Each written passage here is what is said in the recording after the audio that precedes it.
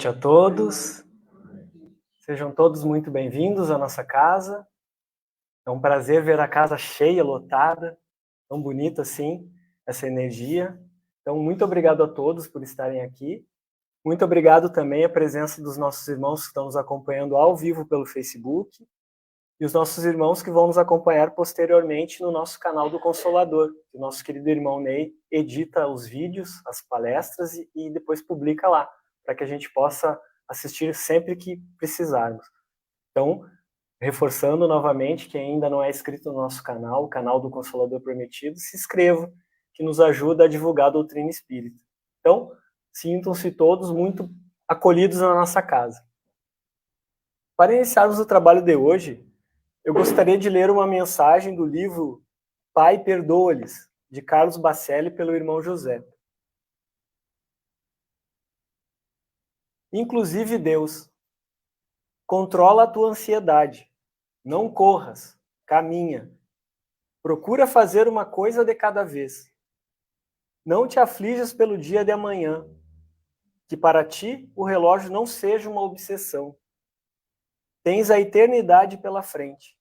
Disciplina sim o teu tempo, mas não com inflexibilidade. Por exigir em excesso de si, muitos terminam por anular-se. Se fizeres com calma o que podes e sabes, o teu rendimento te surpreenderá. Com perseverança, do pouco aprenderás a fazer muito. Por mais pretendas inverter a ordem natural, o fruto não vem antes da flor. No universo tudo espera, inclusive Deus. Com essa mensagem, então, nos convidando a ter paciência, calma, fé e tranquilidade, eu convido os irmãos para fecharem os olhos físicos, não como um ritual, como uma forma de rito, mas como uma maneira de nos conectarmos, nos elevarmos até Deus, nos conectarmos com Jesus, nosso mestre, a espiritualidade amiga, os nossos mentores espirituais da casa, e vamos agradecer a eles a oportunidade de estarmos aqui, fisicamente na casa, ela cheia, espiritualmente pelos nossos irmãos que nos acompanham virtualmente, e vamos agradecer essa oportunidade de podermos falar sobre a palavra de Jesus, sobre Deus, nos evangelizarmos. E vamos pedir que possamos aproveitar ao máximo tudo aquilo que recebermos essa noite. E que possamos dividir essas bênçãos que aqui estamos recebendo com todos aqueles que precisam, que necessitam, que sofrem as dores espirituais, as dores físicas. E não esqueçamos também dos nossos irmãos que sofrem nas zonas de conflito.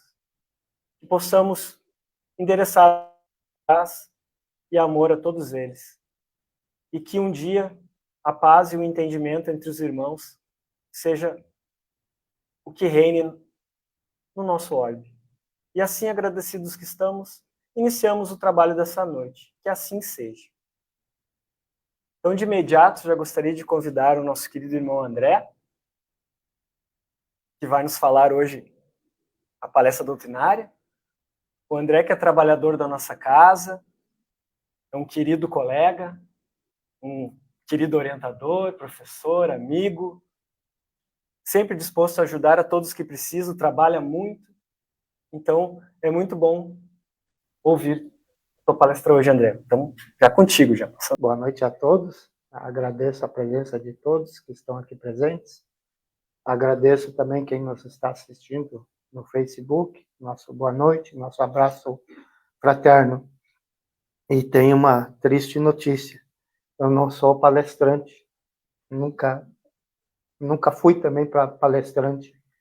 A nossa proposta na noite de hoje é uma conversa fraterna.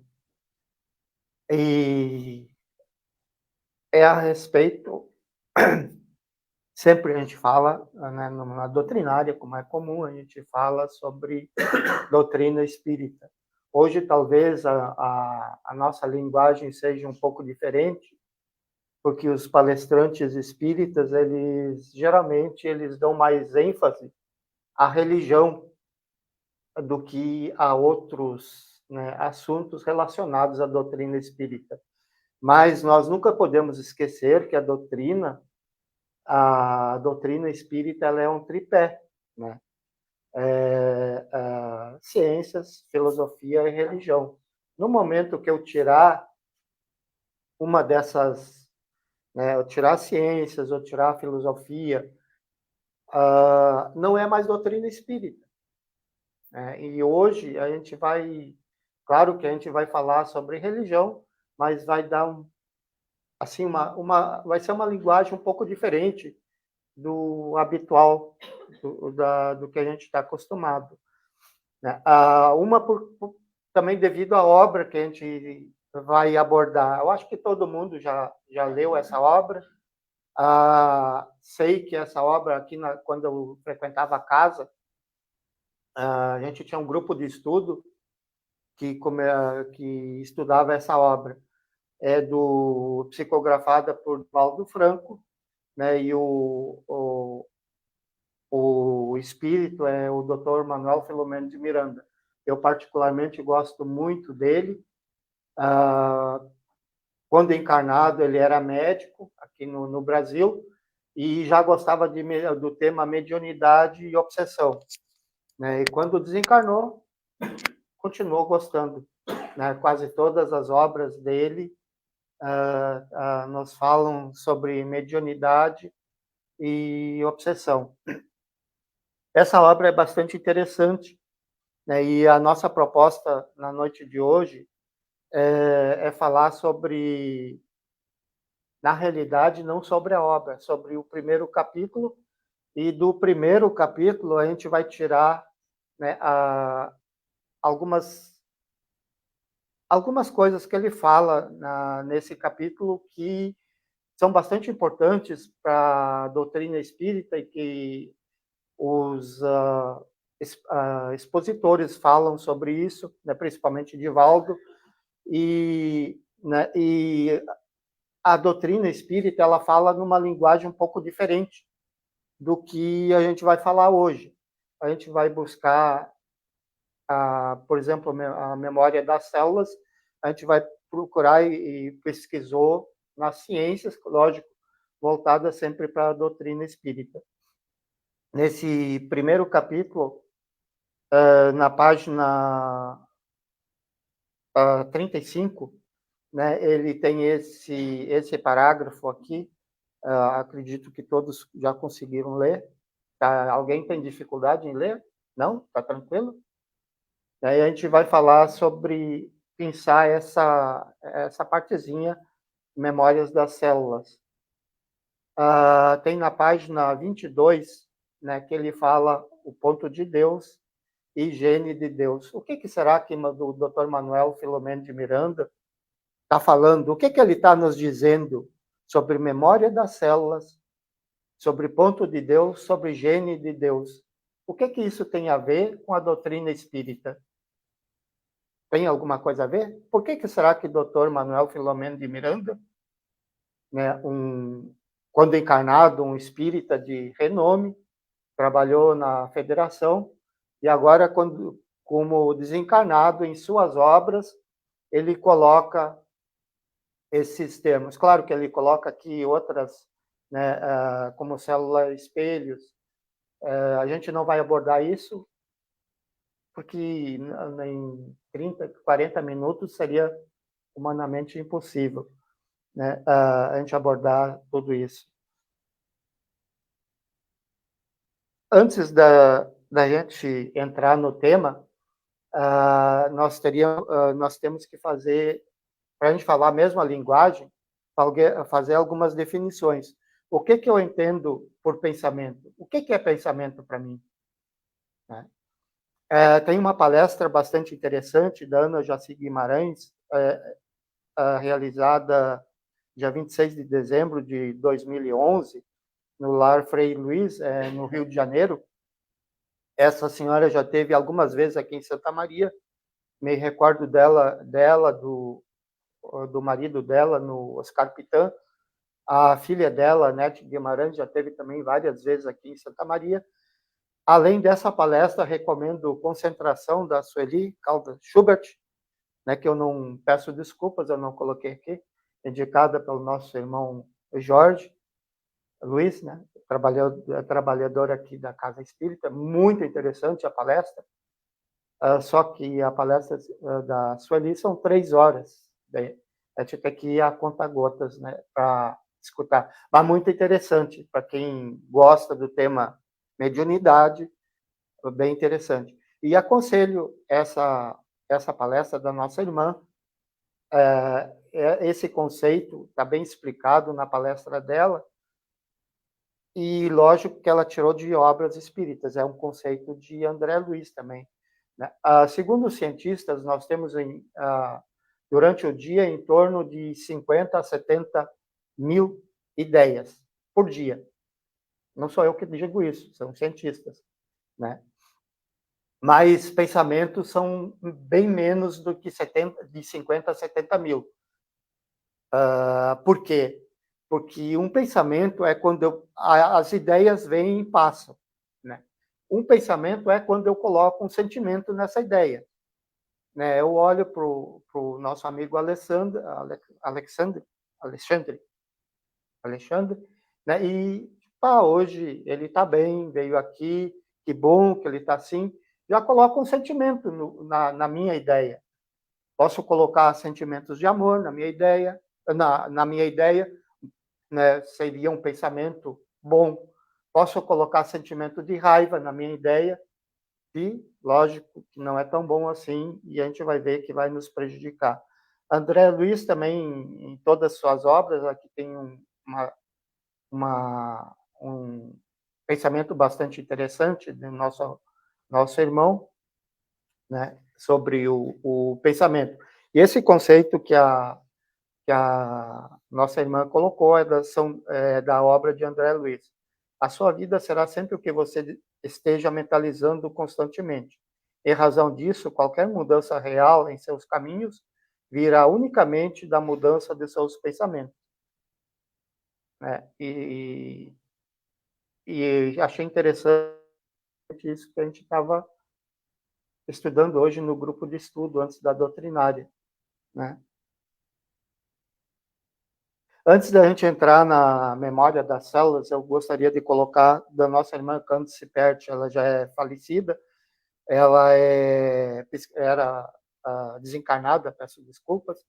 Ela era pesquisadora nos Estados Unidos, dava aula, né? E como a gente vê aqui, ela já tem uma posição bastante diferente dos nossos irmãos cientistas, que vejam na foto onde ela aparece, a nossa irmã, que ela já vê o ser humano um pouco diferente, né? Ela vê o ser humano nas 3 dimensões: espírito, corpo e mente, né? A grande maioria dos cientistas, eles nos veem, alguns, né, só corpo, e outros como corpo e mente.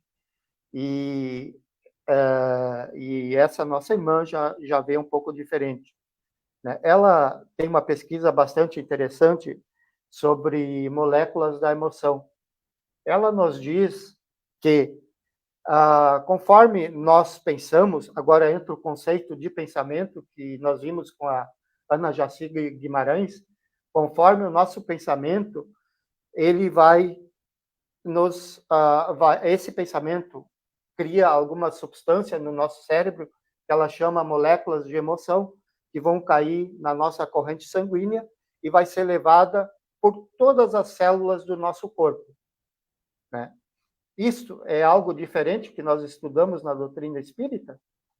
Não. André Luiz fala a mesma coisa, né, em suas obras. Então, nós, através do nosso pensamento, o nosso pensamento pode ser bálsamo ou veneno para nós. Depende única e exclusivamente de nós. O que nós pensamos durante o dia, né? E hoje, as novas ciências da medicina, corpo-mente e da biopsicologia estão corroborando com aquilo que a espiritualidade superior nos ensina nas obras espíritas. Recomendo principalmente as obras de André Luiz. Ele fala muito, né, sobre isso. Também Emmanuel, ele fala um pouco. O primeiro termo que foi colocado foi memória celular pelo nosso amigo Dr. Manuel Filomeno de Miranda, né, que a gente tentou abordar. Nosso irmão Paul Pilchel, também pesquisador professor dos Estados Unidos, pesquisador, ele vai um pouquinho mais, vai além do que a nossa irmã Candice Pert colocou. Ele nos diz o nosso pensamento, esse pensamento, as células armazenam ele, né, e vão criando uma memória. Cada célula, ou o conjunto de células, vai criando uma memória. Ele pesquisou bastante transplantados. Na obra dele, ele coloca 50 casos de transplantados, principalmente do coração. A história dele é bastante interessante, que ele, na final da década de 60, ali mais ou menos na metade da década de 1960, 1970, quando teve aquela corrida espacial, o primeiro homem a pisar a Lua, os homens que iam para o espaço, ele era o coordenador da equipe que recebia esses astronautas. E ficavam, né, ele que coordenava toda essa equipe médica e pesquisava o que estava acontecendo com esses nossos irmãos que foram para a Lua, que foram para o espaço. Quis Deus, o quis ele contraiu um câncer bastante grave e teve que fazer um transplante de medula. Ele ficou muito tempo internado no hospital, fez a cirurgia do transplante de medula, e no hospital ele ficou isolado numa bolha. E nessa bolha, ele ficou isolado do restante dos irmãos, ele conseguia ver toda a ala do hospital. E ele conseguiu perceber, com o tempo, lógico, e ali ele ficou bastante tempo, ele começou a perceber que determinados pacientes, quando chegava perto da visita da equipe médica, eles eram pacientes em estado de coma, né, eu tinha esquecido, e eles mudavam o comportamento, aí ele começou a observar, né, com determinadas equipes médicas que chegavam, os pacientes ficavam, já antes dos médicos e a equipe chegar, os pacientes ficavam mais alegres, e determinadas equipes eles ficavam tristes e ficavam agitados, e ele começou a se perguntar, mas o que está acontecendo? Né? O que é isso que determinados pacientes, determinadas equipes, quando chegam, já antes da equipe chegar, os pacientes estavam felizes, ou quando outras equipes chegavam, os pacientes estavam agitados. E assim ele começou a pesquisa dele e pesquisou a oratória, a oração, né? A gente vê em obras espíritas aqui no Brasil, tem o Dr. Alexander Moreira, o Alex conhece, o nosso irmão, né, que é um dos principais pesquisadores da área, e tem a equipe dele, que pesquisou também a oração, o efeito da oração nas pessoas. E chegou, né, começou a pesquisar transplantados, e esses transplantados, principalmente de coração, eles relatavam fatos da vida do doador do coração. Isso chamou muita atenção dele. Na obra dele, ele coloca 50 casos pesquisados que esses irmãos transplantados relatam. Se vocês estiverem interessados em se aprofundar no assunto, tem uma palestra bastante interessante do nosso irmão Divaldo, Pensamento em Memória, realizado dia 17 de setembro. Vocês vão encontrá-la na TV 6. Também nada diferente do que nos é colocado nas obras espíritas, principalmente, cito novamente, né, a André Luiz, ele tem 16 obras e 13 obras que falam mais especificamente sobre esse assunto. E ali ele nos coloca reflexo, a um termo bastante interessante, que é reflexo condicionado. O que é isso? Tem a gente nos grupos de estudos, principalmente nos grupos mediúnicos, sempre nos colocam que nós temos que fazer o bem, né? Não é só em grupos de estudo, mas eu nem sempre fiz o bem. Em minhas vidas passadas, né? Se eu estou encarnado hoje, é porque alguma coisa eu devo ainda, e vim aqui para ressarcir. E não fiz, assim, coisas... Se eu estou aqui para ressarcir, para pagar, é porque, né, eu não pratiquei o bem. E esse reflexo condicionado é justamente isso. De tanto eu praticar o mal, para mim, hoje, é bom praticar o mal. Gênio de Deus. Todos nós o temos, mas nem todos nós, né, ele é que nem o ateu, né, ele não acredita em Deus, né, então ele não assim não aparece do modo geral, né? Também essa fala tem Divaldo Pereira Franco fala sobre esse assunto em Existência, palestra Existência de Deus no canal da Federação Espírita do Paraná, bastante interessante a palestra. E ele nos conta uma história bastante interessante nessa palestra do Rabino Samuel. Todos nós sabemos que no final de 1920, início de 1930, na Polônia, principalmente na capital, Varsóvia, havia um caldeirão de culturas. Por quê? Porque a Polônia foi muito invadida. Então, ali conviviam muitas culturas, né? Conviviam o alemão, o russo, o polonês, o judeu. Então, muitas culturas conviviam naquela cidade e, de um certo modo, eles tinham que conviver bem, né? E em Varsóvia, tinha um gueto bastante conhecido, que é o gueto dos judeus. Nesse gueto viviam mais ou menos 250 mil judeus. E nesse gueto vivia nosso irmão, era um rabino, o rabino Samuel, que ele acreditava em Deus como Pai, como Criador de todos os seres.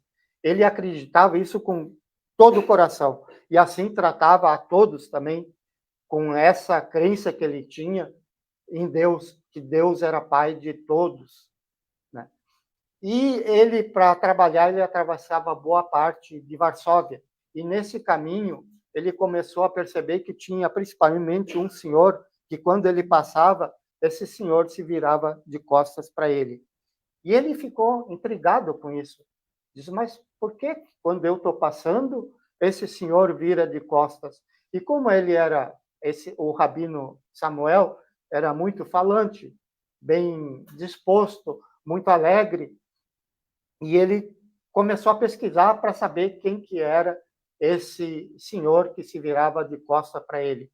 Daí descobriu que esse senhor se chamava Miller, senhor Miller. E o que esse nosso irmão Rabino Samuel começou a fazer? Todas as manhãs que ele passava por esse senhor Miller, ele dizia, bom dia, senhor Miller. E o senhor Miller, né, brabo, todas as vezes. E o tempo foi passando, até que um dia ele escutou, assim, bem baixinho, bom dia, senhor Samuel, senhor Rabino Samuel, mas bem baixinho.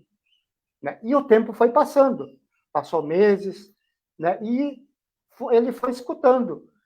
num certo dia ele escutou: "Bom dia, senhor Rabino Samuel". Ele ficou muito alegre com aquilo. O tempo foi passando, o senhor Miller começou a se virar. Quando o Rabino Samuel ia se aproximando, Rabino Samuel dizia: "Bom dia, senhor Miller". E o senhor Miller virava, sorridente, e dizia: "Bom dia, senhor Rabino Samuel".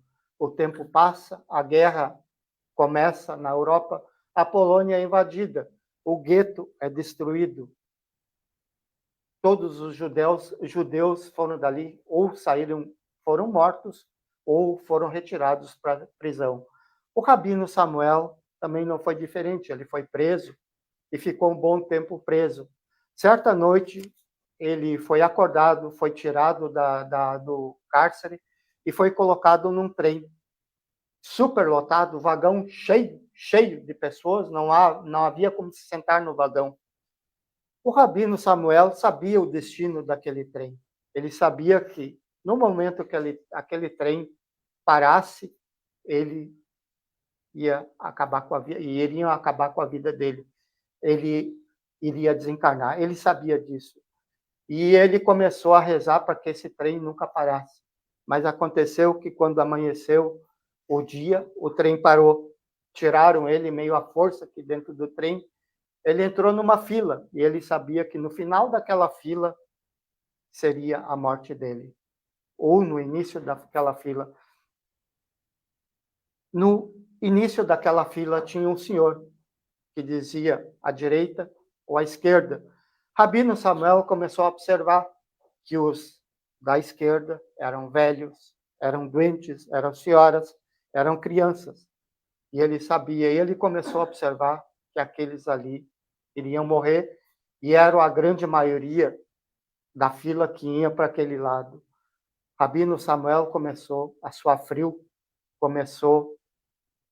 a angústia começou a aumentar, porque ele sabia que quando ele chegasse na vez, seria a vez dele de morrer, porque a grande maioria ia para os fornos e ele via os chaminés com aquela fumaça e aquele odor de corpos sendo queimados. Quando ele chegou no quinto, ele começou a ter um desespero muito grande. Ele chegou a ser o segundo. E ele, naquele desespero, quando ele chegou na frente do senhor que estava dizendo direita ou esquerda, o desespero era tanto, e ele começou a olhar para aquele senhor, e olhou debaixo daquele cap, daquele senhor fardado, olhou nos olhos, conseguiu olhar nos olhos daquele senhor. E quando ele olhou nos olhos daquele senhor, ele naturalmente disse: "Bom dia, senhor Miller". O senhor levantou o olhar, olhou nos olhos dele e disse: "Bom dia, Rabino Samuel", para a direita. Rabino Samuel sobreviveu toda a guerra também. E, certo dia, depois da guerra, em Nuremberg, na Alemanha, uma cidadezinha pequenininha que tem lá, havia uma grande agitação, fotógrafos, jornalistas de todo mundo. E o Rabino Samuel também se encontrava já numa sala. E nessa sala havia um grande julgamento, e o mundo estava focado naquele acontecimento.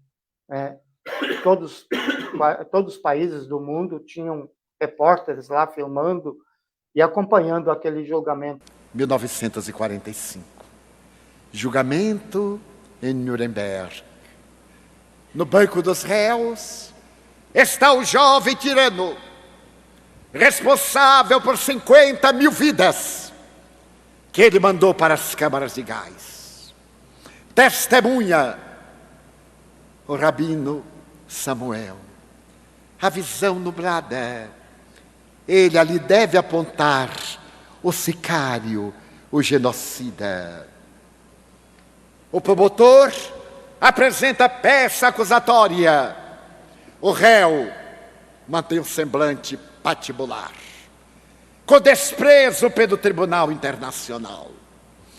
Então o promotor pergunta: Rabino Samuel, não era aquele homem que selecionava como um gado e mandava para a câmara de gás? Ele toma postura. Oh, Herr Müller. Sim, era ele sim. Não era ele que mandava matar? Não era exatamente ele. Era o regime. Foi o regime. Herr Müller é um homem bom. Ele é crente em Deus. Talvez ele nem o saiba. Ele é um homem nobre. Mas ele foi educado para matar. Dele fizeram uma máquina homicida. Não, não é ele que deve morrer. É o regime. As criaturas são aquilo que a sociedade faz dela. Eu me lembro do codificador, nos comentários à questão 685, letra A educação. A educação é o adversário da crueldade e do materialismo. O rabino ali está vivendo a proposta de Allan Kardec. Ele foi educado para matar. Ele é um homem bom. Ele salvou-me a mim. É verdade que ele encaminhava alguns, porque para isso ele foi treinado como uma máquina que não pensa. Guten Morgen, Herr Müller. Que Deus tenha misericórdia de nós. Desceu, e aquele semblante patibular mudou a expressão da face, e com lágrimas nos olhos, Herr Müller respondeu embargado a meia voz: Guten Morgen, Herr Rabbi Samuel. Deus. Eurípides Barçanufo, em uma prece rica de beleza, assevera: vejo-te, Senhor, na glória das galáxias, do cantar das águas que murmurejam, do desabrochar das flores que perfumam. E nós diríamos: vemos-te, supremo arquiteto do universo, da grandeza da obra da qual nos colocaste, dando-nos o discernimento e a razão, a fim de que possamos pensar em ti, amar-te, na condição de filhos submissos, na direção da destinação gloriosa que nos está reservada. Queridas irmãs, queridos irmãos espíritas, caros amigos telespectadores da tvc.com, Deus é o Pai amantíssimo de todos nós, a inteligência suprema, a causa primeira de todas as coisas. Curvemo-nos, qual fazia Albert Einstein, tirava o chapéu toda vez que pronunciava o nome de Deus e asseverou: tende cuidado, porque Deus não joga dados. Muito obrigado.